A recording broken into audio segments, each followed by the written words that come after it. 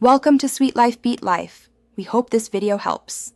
In this video, I will explain how to drive a WRX fast. First, ensure your vehicle is in peak mechanical condition, checking brakes, fluids, and tires. Proper tire pressure, often around 32 to 35 psi, is crucial for grip and handling.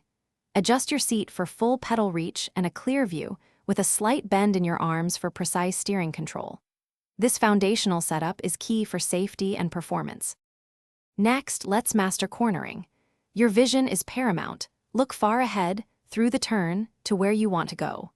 Brake firmly in a straight line before entering the corner, then smoothly ease off the brakes as you turn in. Aim for a late apex, touching the inside of the turn closer to the exit, allowing you to unwind the steering and apply power earlier for a faster exit. Now, let's talk about power delivery.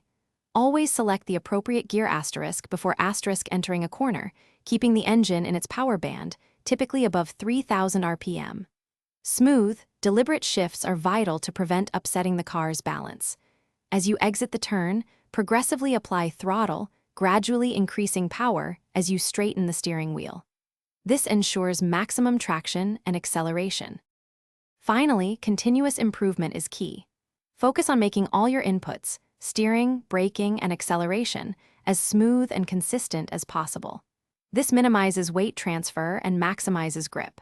Practice on a closed course or during track days to safely explore the WRX's capabilities. Analyze your sessions, perhaps with a coach or data logging, to refine your technique and shave off those precious tenths of a second. Thanks for watching. Consider subscribing if we helped you.